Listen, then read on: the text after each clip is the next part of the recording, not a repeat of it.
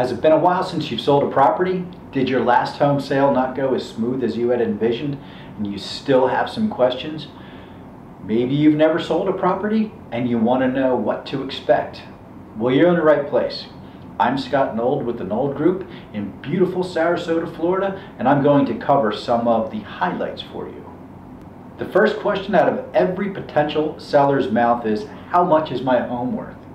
So let's talk about how prices are determined and what the difference is between an AVM, a CMA, and an appraisal. An AVM, or Automated Valuation Model, is a software-based tool that's used in real estate to estimate the property's value. This impersonal method uses mathematical and statistical modeling from a combination of existing databases and public records to estimate the value of a particular property. The problem with an AVM is that it's website-based and often uses public records that are incorrect, offer no personal on-site interpretation, and lack the ability for wonderful improvements or lack of, expensive upgrades or lack of, the view, environmental conditions.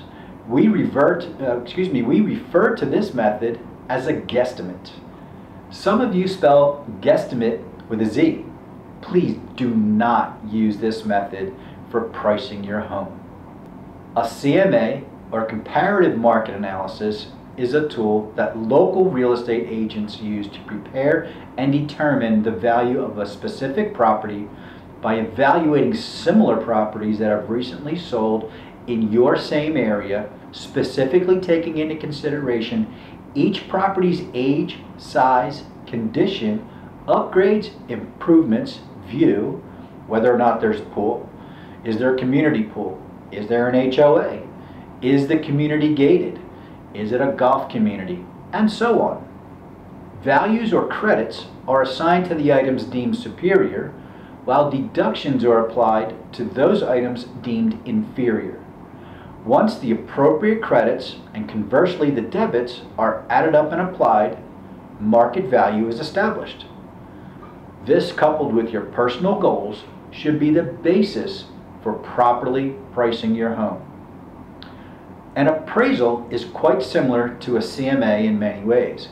Whereas a CMA is prepared by a licensed real estate agent, an appraisal is prepared by a licensed real estate appraiser, usually on the behalf of the buyer or the buyer's mortgage company, to ensure that the buyer is not paying greater than the current market value.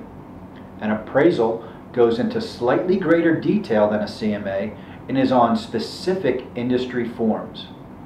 In the end, a CMA prepared by an experienced and competent realtor, let's say that again, a CMA prepared by an experienced and competent realtor will provide you with the information you need to be an informed seller and determine the price most likely to cause your house to sell. What is the MLS, and how do the various real estate listing websites help sell your home timely? The MLS, or Multiple Listing Service, is an online service available only to realtors, and that aggregates all real estate listings from our local real estate board and feeds those listings out to thousands of third-party websites. Some of the bigger ones are Realtor.com, Zillow, Trulia, and the likes, so potential buyers can view, favorite, and eliminate the homes of interest. Let's face it, we all do our homework online. We know what TV we're going to be buying, what car we're going to be buying, before we even step foot into the store. And 90% of the time, yes, 90% of the time, buyers know what house they want to place an offer on even before they talk to their real estate agent. How your property looks online is critical. From the verbal write-up to the pictures, it absolutely affects your success as a seller. Should I have a for sale sign in my yard? We must first find out if your community allows for sale signs, as many communities in our local geography either don't allow signs or they require a certain size, shape, or even color. Some sellers tell me, Scott, I don't want a sign in my yard because I don't want my neighbors to know my business. And all I can say to you is trust me, they will know and they will talk. Everyone is online looking at houses, whether to remain informed on their own home values, as a hobby, as a habit. Exposure is the name of the game, and we want everyone to know that your house is for sale, and a yard sign is one of the vehicles we use to let the world know. How does an agent market my home for sale? Well, quite honestly, it greatly depends on the agent. Unfortunately, many agents do what we call the 3 Ps. They put up a sign in the yard, they put it on the MLS, and they pray that it sells. As they say, a blind squirrel finds a nut once in a while. Don't you be that nut. Be certain to hire an agent with a comprehensive marketing plan. Our marketing plan has over 100 action items. I'm not going to go into all of them, but let's bullet point a few of them. Make sure your agent always hires a professional photographer.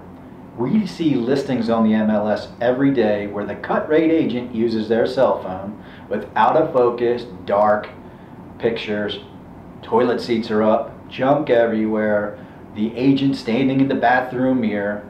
What an embarrassment for our profession. In all advertising, make sure to always articulate the communities and the area's amenities. People are coming from around the world to be here in Florida. They don't always know the details of your neighborhood or the surrounding area. If you have newer, roof, air conditioner, hot water heater, kitchen, appliances, bathrooms, windows, pool, make sure to showcase these items early in your listing description. This will keep people reading and increase the interest. Remember, interest equals offers. Because so many people search online for their real estate, current statistics say that 97% of all buyers start their search online. Make sure the agent has a great website and online presence that allows the house to be showcased correctly and bring those prospective buyers back to the agent directly. They are your advocate. Please make sure that the agent has an effective social media marketing plan on all the social media platforms, including the YouTube channel. Make sure your agent has a detailed plan to actively prospect for buyers. Do they have a database of active buyers that might fit your home? Do they tell that database about your property? Do they have a plan to reach out and connect with your neighbors? We call it the Choose Your Neighbor plan. Let's be honest, we've all had friends and relatives that have visited us and expressed interest in living right here from time to time. Does the agent know what reverse prospecting is and how do they employ this? Are you open to having open houses as a seller? Will the agent hold open houses? Make sure the agent has a documented communication plan with you. How often do they reach out to you, showing feedback and provide any marketing changes or pricing shifts? Far too many agents disappear after the listing is signed and the seller has no idea what's happening with their listing. Curb appeal and why it matters.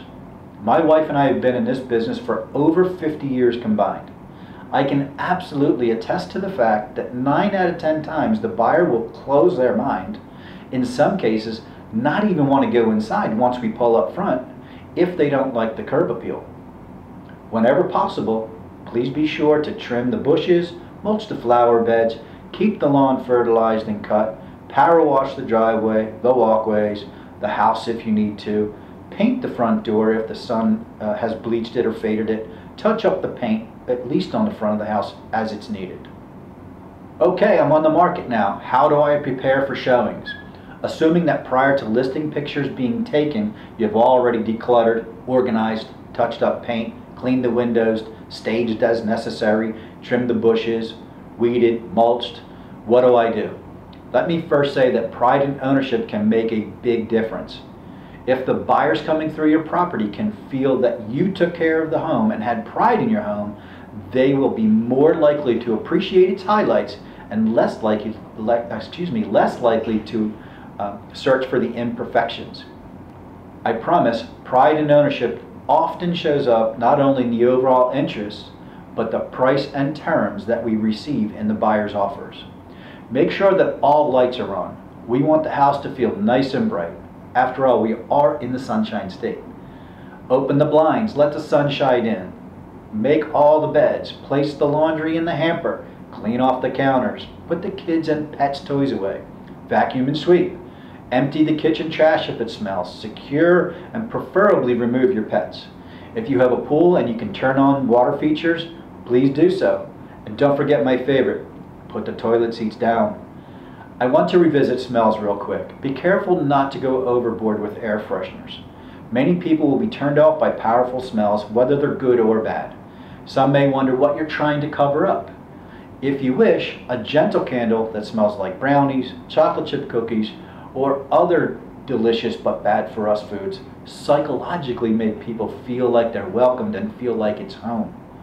Finally, should you leave during showings? The short answer is yes. I understand that sometimes this can be difficult. Maybe you don't have a car, maybe your mobility is limited, but please do your best. At very least, step outside while the buyers are viewing the property. Give them the freedom to speak freely and ask their agent questions without the fear of you overhearing or judging, even worse, interrupting. Please, if you have any audio or visual recording devices, they must be disclosed prior to anyone entering the property. Thank you very much for watching part 1 of the home selling process, and please feel free to reach out if you have any additional questions. My contact information is below. Please like us and follow us for part 2.